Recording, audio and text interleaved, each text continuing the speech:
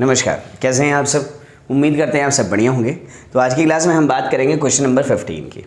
देखो इस क्वेश्चन में क्या कह रहा है वो, इस क्वेश्चन में कह रहा है कि आपको जो है ना सबसे पहले इस मैट्रिक्स का इन्वर्स निकालना है और ऐसा करने के बाद आपको इसको क्या करना है, सॉल्व करना है, यानी कि एक्स और वाई की वैल्यू निकालनी है।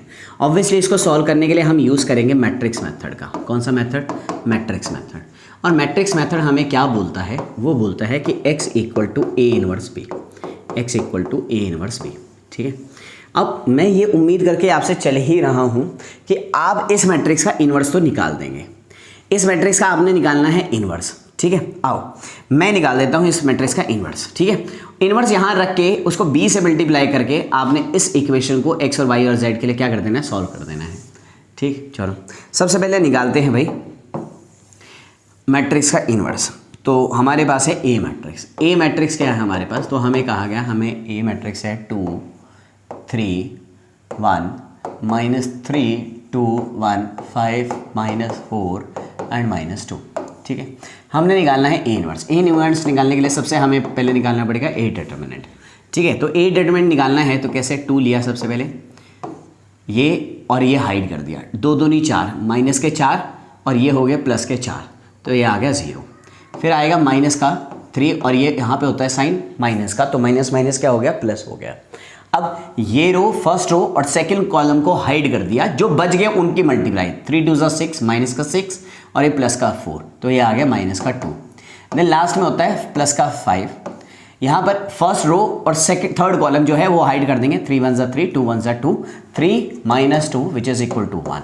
तो ये तो पूरा का पूरा 0 हो गया, ये हो गया माइनस का 6 प्लस का 5 equal to -1 which is not equal to 0। इसका मतलब इसका है यूनिक सॉल्यूशन। और यूनिक सॉल्यूशन का मतलब है अब हम मैट्रिक्स मेथड लगा सकते, अच्छा मैट्रिक्स मेथड तो हम बाद में लगाएंगे। इसका मतलब है अब हम इसका इन्वर्स फाइंड आउट कर सकते हैं। तो इन्वर्स फाइंड आउट करने के लिए हमें क्या चाहिए होता है? हमें कहा गया है कि इन्वर्स फाइंड आउट जो करना है ना, वो कैसे कहेगा, 1/, में ए का determinant into adjoint of A D J of B. तो ठीक है, हम इसका इन्वर्स निकाल लेते हैं भाई।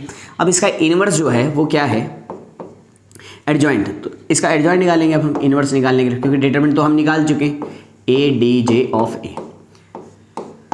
तो निकालते हैं कोफैक्टर और कोफैक्टर का कर देंगे ट्रांसपोज। ठीक है, पहले वाले के तो हमने निकाले रखे हैं 0, यहाँ आया है माइनस का 2 और यहाँ पे ऑलरेडी साइन होता है माइनस का 2, तो प्लस का 2 हो गया, ये है 5 आ गया भाई, ये आ गया 1, ये है ट्रांसपोज। अब सेकंड वाला निकालने के लिए सेकंड रो को हाइड करेंगे और 1 by 1 first column, second column, third column को हाइड करते रहेंगे। पहले first second row first column, 2 3 दूनी 6 प्लस का 6 और माइनस का 5 विच इज इक्वल टू 1 और यहाँ साइन होता है माइनस का, तो माइनस का 1। नेक्स्ट इसको और इसको हाइड करा, 2 दूनी 4 माइनस के 4 माइनस के 5 माइनस के 9। ठीक है, नेक्स्ट इसको और इसको हाइड कर दिया, इसको और इसको हाइड कर दिया, 2 और प्लस 5, तो ये माइनस के 5। नेक्स्ट लास्ट में इसको और इसको हाइड किया, 4 3 12 5 दूनी 10 और आ गया 2, और इसको हाइड किया, इसको यानी कि थर्ड रो सेकंड कॉलम, 4 दूनी 8 माइनस के 8 5 3 15 और 8 8 में 13 23 माइनस के 23 और यहाँ पे होता है प्लस का 23। ठीक, लास्ट में ये और ये 2 दूनी 4 3 3 9 9 और 4 13, तो ये आ गया। इसके जो एक्चुअल एडजॉइंट है वो क्या है भाई, इसका ट्रांसपोज करके, तो 0 2 1 -1 -9 माइनस का 5 2 23 एंड 30।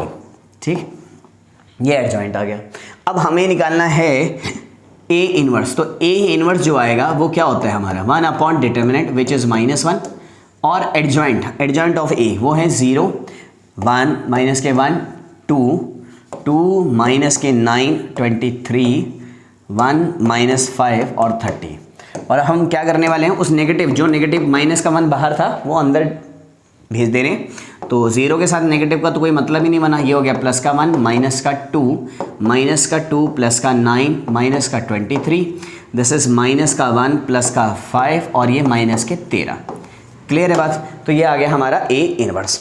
अब ए इनवर्स आने के बाद उसने कहा हुआ है हमें कि इस इन्वर्स का आगे जो इक्वेशंस हैं उनमें क्या करना है, यूज़ करना है सॉल्व करने के लिए।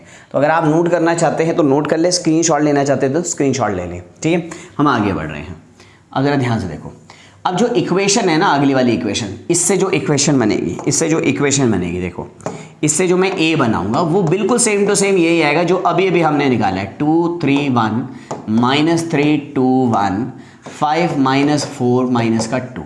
ध्यान से देखो इसमें और इसमें ओहो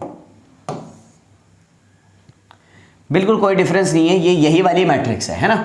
तो इसका इन्वर्स जो है, इन्वर्स वो यही वाला इन्वर्स है। तो x y z की वैल्यू निकालने के लिए हमें क्या करना पड़ेगा, हमें x y और z की वैल्यू निकालनी है। तो हम फॉर्मूला होता है a inverse into B, X equal to a inverse B, a inverse b है ना।